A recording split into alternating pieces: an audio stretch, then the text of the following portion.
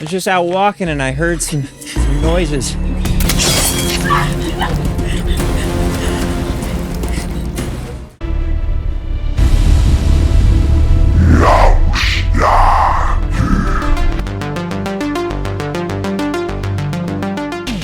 Directed, co-written and starring Frank Palangi.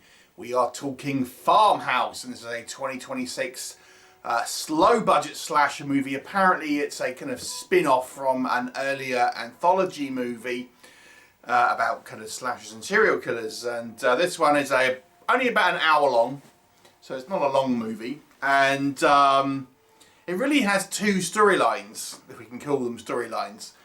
So initially we have a woman who is employed to kind of house sit a farmhouse, and she ends up going there and is harassed by a man in a mask. She calls a couple of friends to try and come and help her, and that's your first storyline. And then we have a concurrent storyline with our director playing the part of a sheriff of the local town who is kind of investigating, and he's dealing with this kind of wannabe true crime podcast that keeps on trying to want to offer his help and things like this. What will happen? You'll have to watch the movie and find out. So, the budget of this one apparently is extremely low. According to IMDb, it's less than $5,000, so it's a very low budget movie.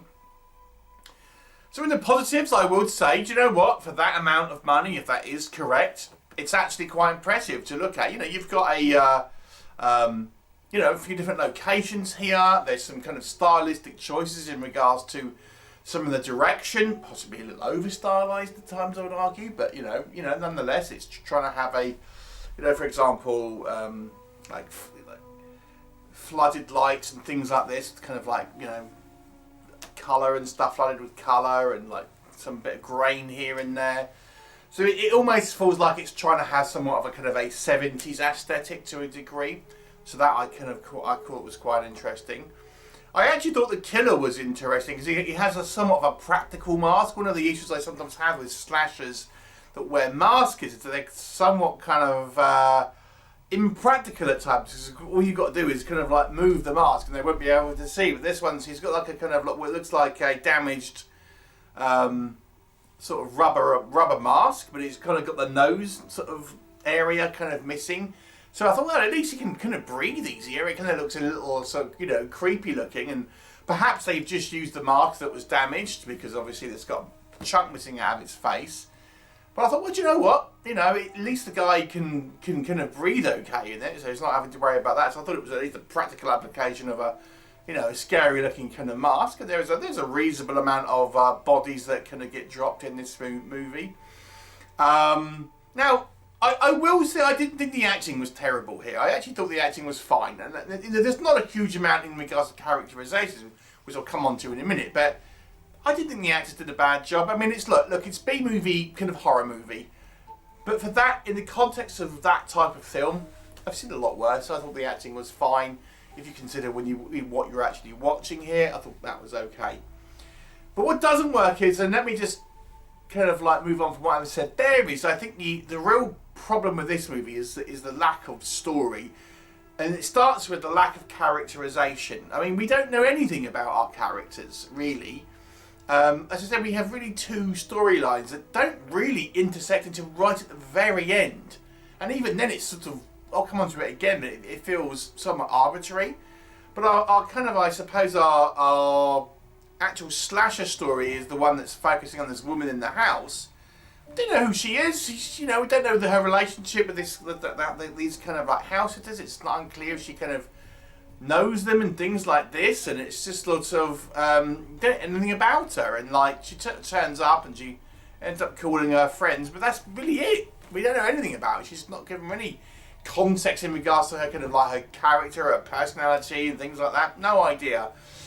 And then we have the our police, and they just seem like, okay, small town police, they're a little bit understaffed, and that's basically it. And they're kind of being annoyed by this kind of podcaster. Now the problem is here is that might there's a little bit of characterization here. It really has very little, if no, bearing on the actual story. Because at no point do the police ever really come face to face with this killer. So they're just kind of like doing this sort of investigation. They don't speak to a witness until the last scene of the movie, really, and have no bearing on the kind of the other plot, if that makes sense. So it almost feels pointless because they have nothing to do with the kind of I guess the main plot. And it's only a 60-minute movie, so you're kind of padding out this runtime and about equally. And yeah, it just feels like a completely superfluous storyline because it's got our writer-director in it. And, you know, it's just him in the office talking to his colleagues. And that's about it. And dealing with this guy who's doing this true crime podcast. Okay, well, let's have you interact with the victims or the killer. Nope. So, yeah, feels pointless. Killer, don't know anything about him. We just get, it might be a drifter. Great, okay. That's all we know. It might be a drifter. What does he want? Don't know. Is he local? Don't know. What's he doing? Don't know. You know. The kills. I mean, we see a few dead bodies and stuff, but there's not actually a lot that we see on the screen in regards to kills. It's basically just a knife or an axe and the kind of like, but there's nothing really. Again, well, you probably wouldn't expect it with a low budget like this, but it's just very kind of like flavourless, generic kind of like masked slasher type movie. Some of the kind of the choices here that are made by our director to kind of have some movies told in kind of a flashback style. Again, when they have little to no, when the kind of this part that or half the story has really no impact on the proceedings anyway, it seems pointless to then kind of have even like scenes with those segments go like in a non-linear fashion. It feels pointless. So the kind of story jumps around a little bit and it feels pointless in that respect. And then half the movie's footage with the police doesn't feel like it has any relevance anyway. So the movie ultimately feels like a complete waste of time. I mean, you probably get about, as I say, about 30 minutes, probably about half the runtime based on this actual slasher.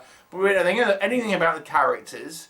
It's not exactly like anything gratuitous or particularly interesting special effects wise. So it's just like this sort of nothing burger ultimately. It just feels like a complete waste of time. Look, there are some elements here that make it from being truly horrible, I'll say. But it's not a good movie. There's nothing really to recommend it. I'm going to give it a 3 out of 10.